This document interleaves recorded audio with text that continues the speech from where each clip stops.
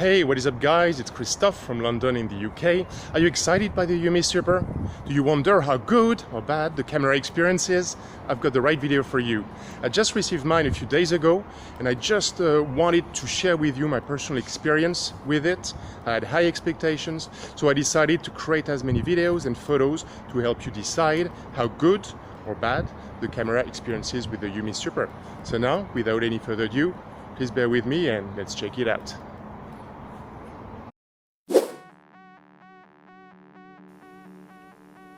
Hey guys, so it's Christophe and now I'm going to share with you my thoughts, and I'm going to record a very comprehensive video review of the camera experience on the UMI Super.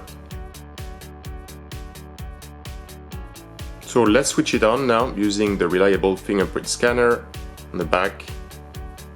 I just want to show you a few things before we start. Some people might ask, there's a 100% brightness level here, and I deactivated the auto brightness. And then I want to show you here about the phone, and this is the latest firmware update, so that UMI pushed a couple of days ago. It's the latest, greatest. Let's check the product marketing, and my expectations were very high with this device. Yeah, when you go on the product page, you see like the camera section, super high speed camera. Well, you'll see that in a second. Autofocus is in 0.3 seconds. Again, I'd like to see how that works. Shoot first, focus later. I don't know where there's smart focus feature, where it's available. I haven't come across that at all. Hit a moving target. Well, the selfie camera, which is okay. Adjust exposure settings instantly. Well, let's find out. Double LED dual flashlight. Shoot FHD videos. You can personalize your photos with filters and snap like a pro. Yeah, so is it the case? Well, spoiler alert, I don't think so. Yeah, but now let's check the camera options. So before we do that, as you know, if you checked my review, you can use that button on the left hand side, what they call a smart button, to, for instance, launch the camera. You can link it back to any app installed on your device, but I use it for the camera. But first of all, I want to show you that if I do a long press, see there? It activated the vibrate mode only. I don't know if you knew that. If I click again, long press, that's removed. Yeah, so it's quite cool. Yeah. Now I click on the camera mode. Boom, this is the camera. So first of all, let's check the features. Top left, this is to record panoramas, right?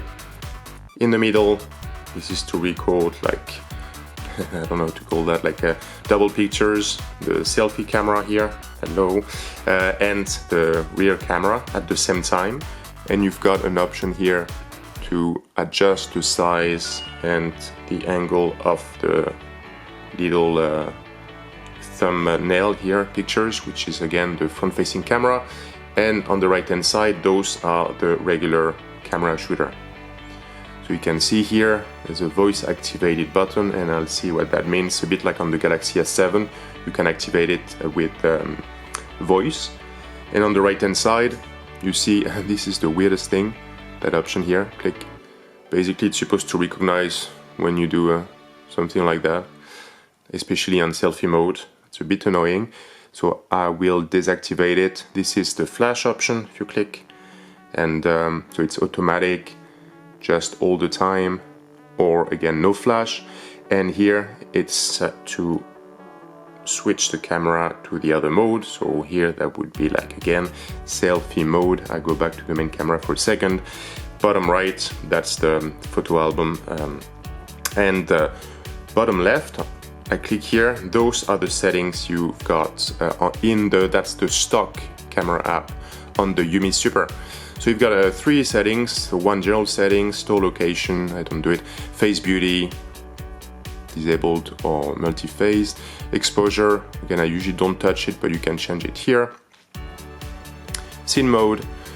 So scene mode, I usually leave it in auto, but I had issues when I recorded a video for you guys last night in a dark environment, so I'll cover that a bit later. It's dark, but it's not that dark, just as yet in London.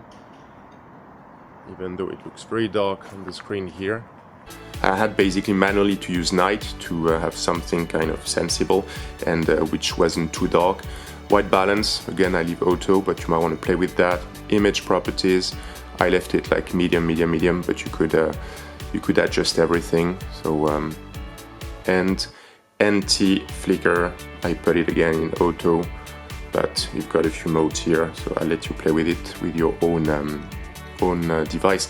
Then those are the cameras of rear camera, so ZSD, I'm still not too sure what that is. Anti-shake, so it's supposed to reduce the amount of shake. Voice capture, that's with that option that here activates, and you can use your voice to take pictures, not super fast. Face detection, I stopped it because when you have like things like that mug, that would detect it as a face, so that could ruin your picture depending on what you decide to shoot. And then you've got smile shots, you've got auto scene detection. I don't think that works very well, so I removed it. Self timer, a few options there, don't really use that.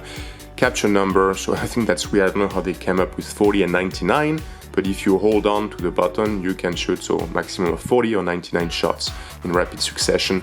Picture size, 13 megapixels, this is foreign to me. I don't understand why they provide the 13.9642. They should link him back to, I don't know, resolution of the picture, or to make me understand why I would use 1 megapixel, probably to reduce the size of the overall file. And preview size, this is in full screen mode. I could switch it back in 4:3 mode, right? But I tend to put it in full screen, yeah. And ISO, again, you could change, it goes up to 1600. Last but not least, video features. Noise reduction that I put by default, EIS, so electronic image stabilization. Microphone, yes, if you don't want to record the sound, you can remove it. Audio mode, normal or meeting, so I don't really know what that means. Again, I haven't really tried, or I didn't see much difference. Time-lapse interval, and video quality, I put in the best mode. Again, we don't really know what that means here, but fine. And this is it. So you will first of all notice that there's no manual mode, yeah? There is no manual mode within the stock camera app. You can still use third-party apps, and I'll show you that again in the next few minutes, so please bear with me. But those are the options you got access to, yeah. Then if I leave that, I go back to the screen. Okay, so again, this is the camera experience. And you can switch again from one mode to another on the left hand side. I'm going to go back to regular mode. I just wanted to give you an idea of how quick or how slow, in that case, the autofocus and the image capture was. So one thing which annoyed me, by the way, it's clicking here, clicking on the shutter button, yeah, because you have to click right on it. If you click just like next to it, sometimes there's issues here. Or if you try to focus on something specific which is close to it, whether you take a picture when you don't want to, or whether you don't take a picture, so it's a bit annoying. So now the quality and how quick you can take pictures with this thing. So you see here I'm very close to the object I'm interested in. I take a picture, yeah. And then what happens, so I can go here, so to the album, the photo album and the editing options. So this is the last photo I just took for you. So you can see here, first of all, I can zoom in. It's not too bad actually here, as a matter of fact. It's not too bad. If I click on it, got a few options. So the name of the picture is here. You can share it. You can share it via text here.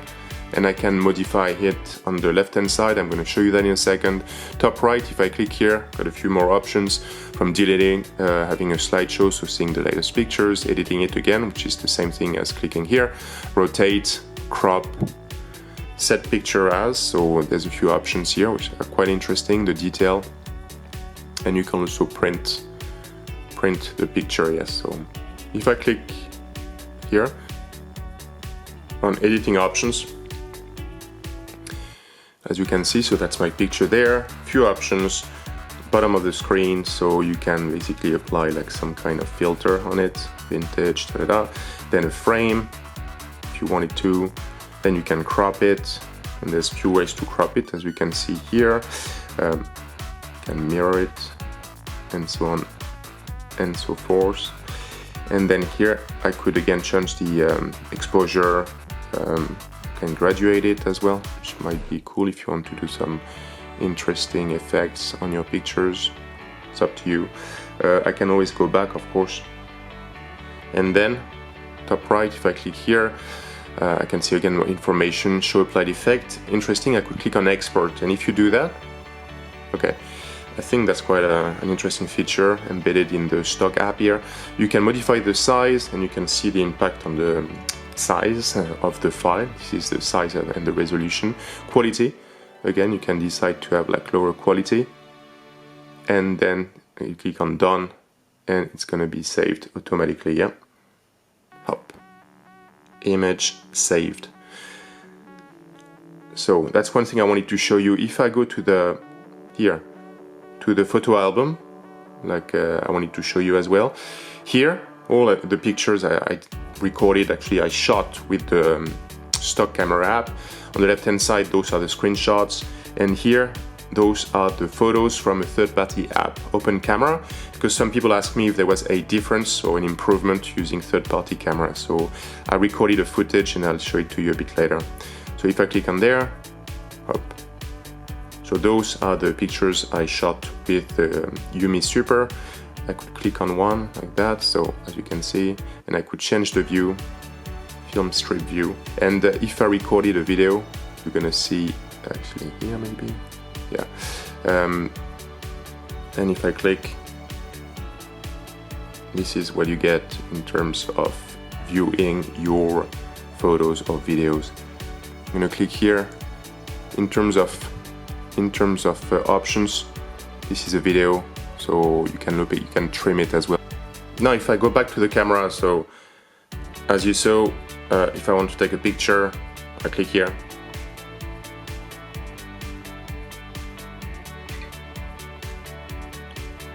And this is what happens, so it's in auto mode here. Okay. I'll wait for it to focus, kind of. Click on it. And it takes it, so it's not very fast, I have to admit. I know it's a cheap phone, but it's not very fast. There's not much light here, we are indoor, but there's a natural light on the right hand side, but as you can see, it's not very fast. Now the HDR, okay, this is HDR now, right? I click still on Groot, and now I take a picture. See how slow it is? And then this is the end product. I don't know what you think, I think see the white balance, and there's no flash even there, so it's not great. So you see here, the thing here, it's listening to us. So we should be able to take a picture if, for instance, we say cheese or capture. See? So it's not very fast again, yeah. And the selfie camera. So contrary to the Xiaomi Redmi Note 3 Pro, you can't tap to focus on that camera. But let's see how it goes. We say cheese, capture. Yeah, well. See the noise? Again, we're indoor. There's not much light, but still there's plenty of light, or plenty enough, and the quality is not amazing, if you ask me. Yeah. And now I thought I would record a short video footage to test a camera. This is daylight. It's roughly 4 p.m. in the UK. It's a beautiful day, so I'll do a few things. I'll run, I'll jump, I'll do close-ups, and you'll be able to tell me what you think of the quality of the camera. Post firmware update. Please leave your comments again down below. I believe there's still no automatic autofocus and continuous autofocus, so I need default focus on the leaf here. I need to tap it, right? Can you see that? And then it doesn't really stay on focus, so same here. I don't do anything, I don't press anything. Now I press on the flower. See? Don't do anything. I press. Yeah, I'm not sure what you think, but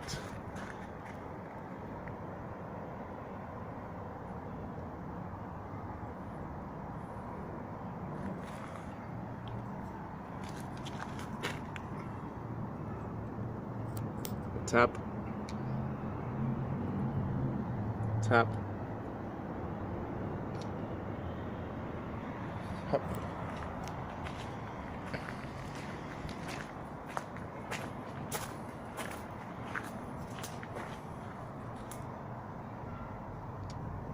Tapped on it.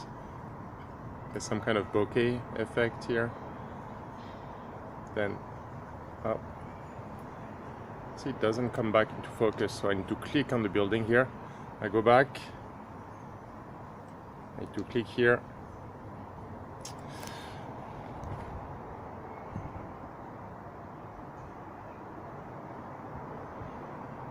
Okay.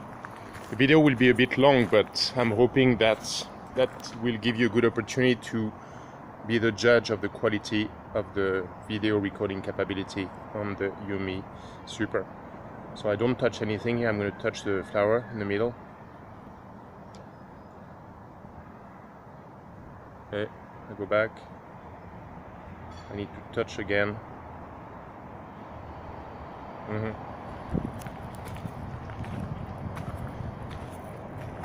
Oh, look what I found here. It's worth noting that you can take also pictures when you record the video. So here I'm not touching anything. You see the focus there? Now I'm going to touch the link, like from Zelda in the middle. And I took a picture as well. And I'll share that picture. Now close up. I don't touch anything. Here I touch the Lumix. Take another picture. I don't touch anything. Touch the face, little head. Link. I am Groot. Touch his left eye. And good old BB-8. I like his face. Close up. Touch his main little eye again, or lens.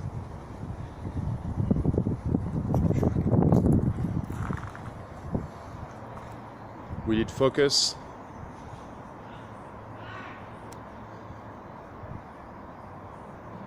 Still stuck actually with the focus distance very close because of BB-8.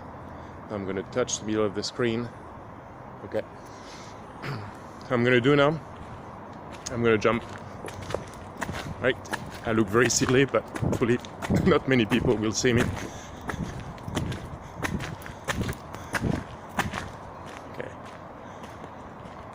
No, I just walk normally. I'm holding it with one hand, actually. I don't have any device to make it a bit more stable. I'm going to try left-right to see the jelly effect. Apologies for the headache.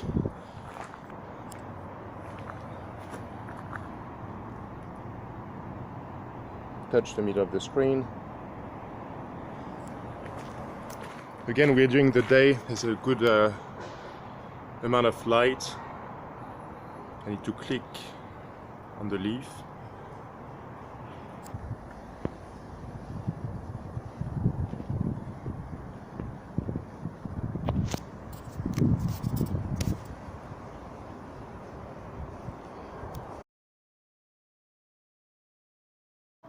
Hey guys, it's Christophe, and now I'm gonna try out the HD recording capability of the UMI Super in a dark environment.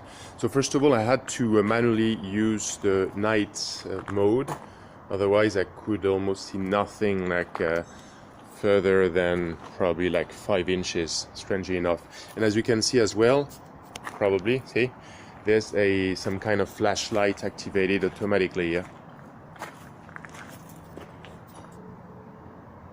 I click the screen to focus, kind of, it's very slow.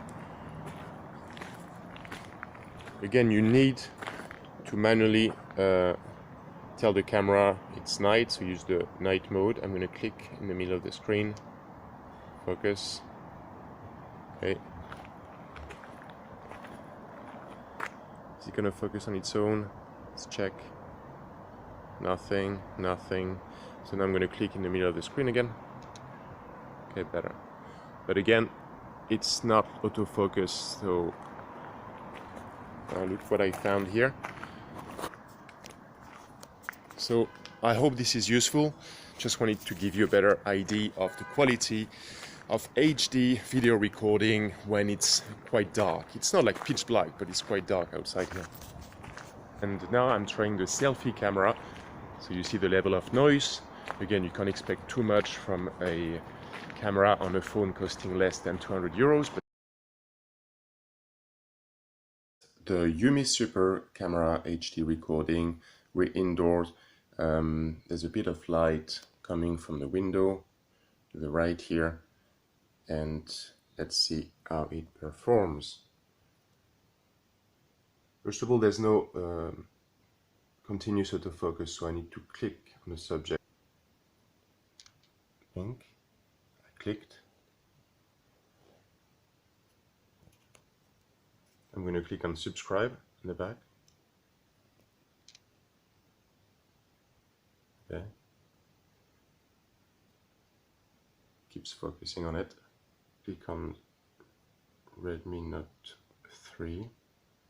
Okay, second time.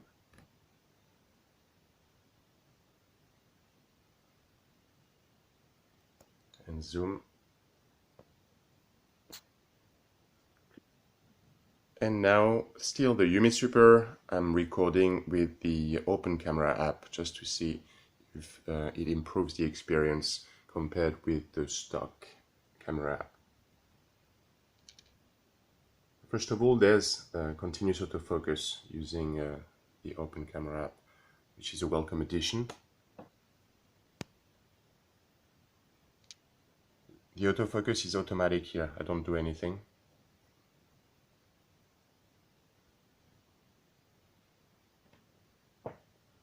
So which means that should work as well on the stock camera app. Okay. I mean, it's not the fastest, but it's working quite well. Subscribe.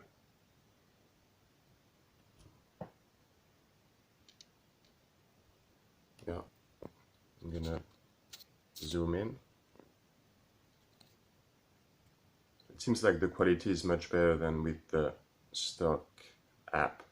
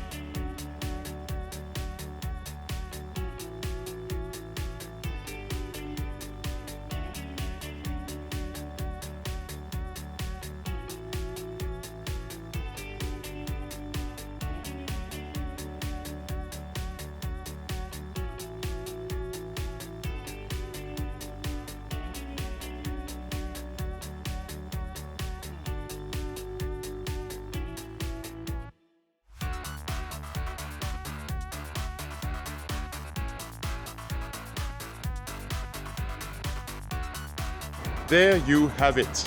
This was a hopefully comprehensive video review of the UMI Super. Please bear in mind it's still very early days. I just had the device for a few days and that was just launched now.